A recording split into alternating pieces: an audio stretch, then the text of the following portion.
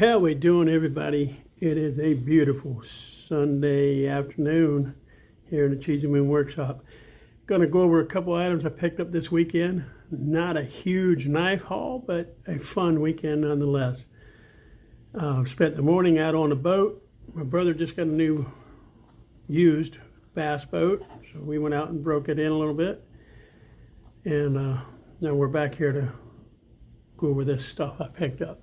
First thing I picked up for $2 was this little Speedy Stitch, or whatever you call it. Yeah, Speedy Stitcher. Paperwork's in there. The needles are there. It's all here. There are some of these online on eBay. Yeah, the box and everything's in pristine condition or whatever. And they're $8 or $10. This was $2. And in my opinion, worth every penny of it. And I'm going to try a hand at some repairing some leather work and maybe doing some leather slips or whatever soon. So there was that. Same little shop, I ran across this. And I just thought it was pretty cool. It is not a Zippo. It is not a lighter. If you look on the bottom, that's what you see on the bottom. And old guys like me have probably already determined what this is, but this is a little match safe. You put your little stick matches in there, keeps them out of the weather. These are, who knows how old, they're kind of gummy, but strike it on the bottom. And it's better than a little cardboard matchbox that's going to fall apart in your pocket. So I thought that was pretty cool. It says it's tobacco related. It says Benson and Hedges on there. So, you know, it's not drastically old, probably from the 70s. But still thought it was pretty cool. And along with this, I found this nice little leather made in USA lighter case here. It doesn't say Zippo on it, but it does say made in USA. And the fellow wanted $10 each for these. And I said, how about 15 bucks for the pair? So that was the deal I got on those. Pretty cool. The other items I found, I'm gonna, when I edit this video, I'll show the name of the shop where I got this. And because I told him I'd give him a little shout out.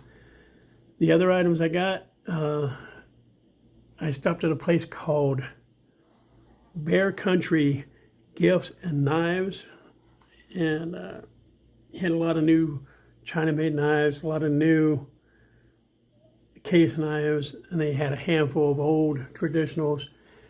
And this one caught my eye. This is a queen. Two-bladed knife, but the main blade has been eat up.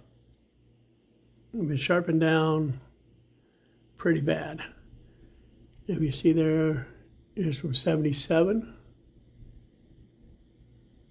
So it's got some age, but it's not super old. And again, the blade was wore down pretty bad. The secondary blade, in great shape. Okay, has been sharpened, has been used, but all in all in good shape. But, you know, good snap on the knife. He had a $35 price tag on this, and I just put it back down. I said, no, brother, that blade's pretty wore down. There's no way I pay $35 for that. And he asked me to make an offer. I told him I didn't want to insult him. He says, go ahead. You won't offend me. I said, the most I'd pay for that knife was $5. And he said, sold. Get it out of my case. So I picked it up for $5. And who knows, someday I might find another queen knife with a good, decent blade on it that I could swap out. But I thought it was worth $5 either way.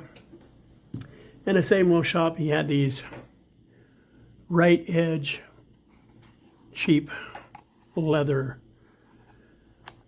knife sheaths. I was looking for one for the buck knife that I got from Aaron over at AW Customs. I didn't find one. I haven't found a buck sheath yet, but I wanted to get this. This is the knife he sent me. I did a video on this. The tip was broken. He reprofiled it, put a new swedge on it, resharpened this knife. And I got to talk to this young man about his sharpening skills and what he used to sharpen this, because it is phenomenally sharp. I mean,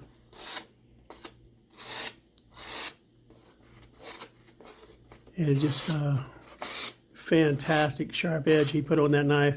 But I wanted to keep it protected, and it was in a nice little repurposed Rough Rider box. But to me, a knife like this deserves to be wrapped in leather. So I picked that little case up, and I believe he was asking like $9, and I think I offered him $6. So I was $11 out the door for those two pieces. Again, not a super deal, but good enough for me. The next thing I got was at we call it thrift store, and they didn't have any pocket knives or anything. She said the only thing I have are kitchen knives. She had them in glass vases. They were about, yay big around, that tall, and there were 8 or 10 knives in each vase. The first knife I pulled out was this one. And I looked at the stamp on here, and it is a case XX chromium, and it has a model number and the length. It's a roast carving knife. People are selling these on eBay individually for $10 to $20 each. But I saw this one, so I thought maybe there'd be some more in there, and there was this other knife, again, a case XX chromium. I don't know if the camera will pick it up. It's very light etching, and a model number. So I got those two case knives. In the other vase, I spotted a knife that I recognized right away. This one here, bone handles.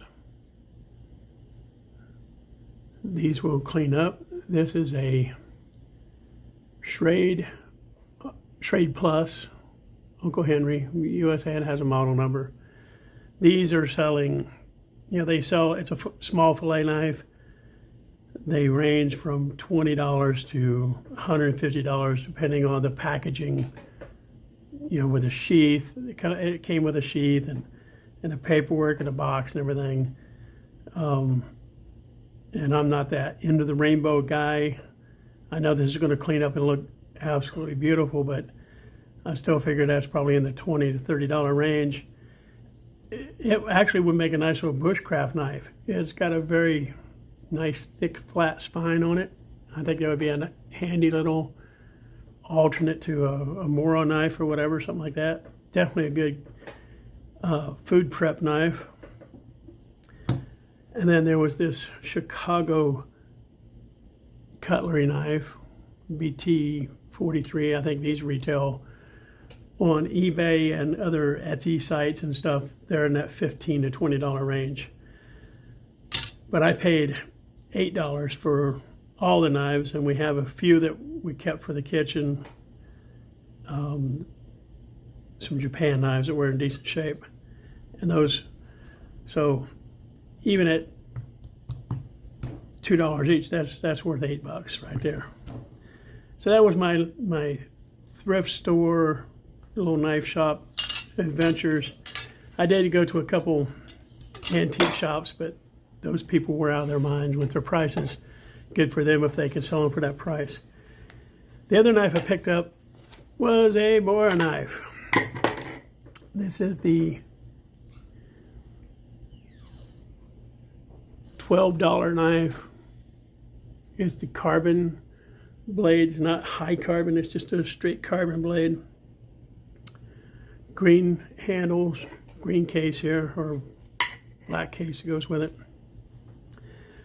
The reason I picked this up is because I wanted to do a knife comparison, a nice review.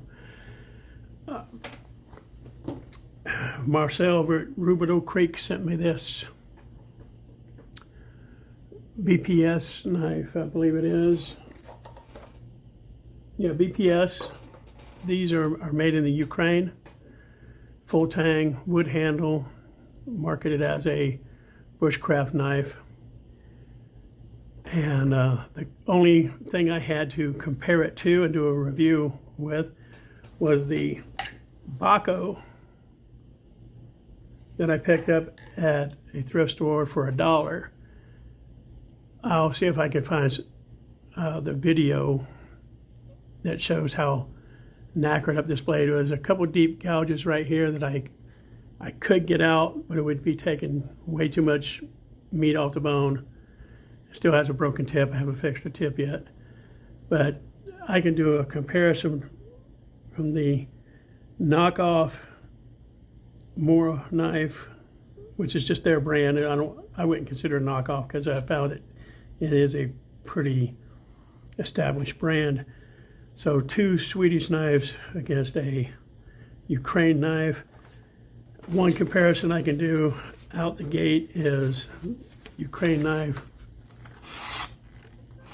sharp, slicey as can be. The Mora knife, brand new, bought yesterday.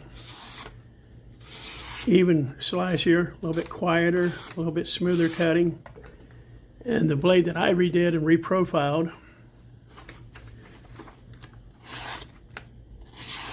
I believe that blade design and that Scandinavian grind instinctively lead to, and you can hear it catching on those 2 spots. I think it just instinctively leads to being a good slicing knife. But I'll do a camping trip review of these knives, doing typical little small knife, bushcraft type, splitting some wood, shaving feather cuts, things like that, sparking a fire starter. So there we go. This knife was this weekend, past knives. There we go, guys. It was a beautiful day at the Cheesy Moon workshop weekend. So until I see y'all again, have a beautiful day.